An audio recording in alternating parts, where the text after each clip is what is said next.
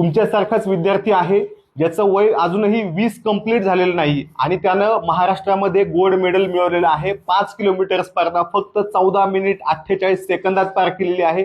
तुमच्यासारखाच गरीब परिस्थितीतून तो आलेला आहे। विदर्भातून तो पुण्यात येऊन इथं आमच्या ऑफिसला काम करतोय, त्यासोबत अभ्यास करतोय आणि स्पर्धा परीक्षेची तयारी करत असताना तो स्पोर्ट्स सुद्धा करत आहे। 5 किलोमीटर हा त्याचा इव्हेंट आहे। महाराष्ट्रात गोल्ड मेडल मिळाल्यावर आता 23 जूनला ज्या प्रयागराज येथे स्पर्धा होणार आहेत, नॅशनल स्पर्धा, त्याच्यामध्ये महाराष्ट्राच्या वतीने तो खेळणार आहे आणि तिथे सुद्धा हा पठ्ठ्या नाव कमवणार आहे।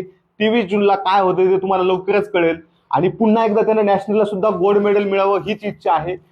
एवढी गरिबीची परिस्थिती असताना सुद्धा अभ्यास करून काम करून त्यानं स्टेट चॅम्पियनशिप मिळवलेलं आहे आणि आता इथून पुढे होणाऱ्या गट क गट ड परीक्षेसाठी जे स्पोर्ट्स कोट्याचं आरक्षण असते ते त्याला लागू झालेलं आहे आणि महाराष्ट्राच्या वतीने तो आता देशात खेळणार आहे आणि देशाच्या वतीने त्यानं जागतिक पातळीवर ऑलिम्पिकवर खेळावं अशी आमची सगळ्यांची इच्छा आहे।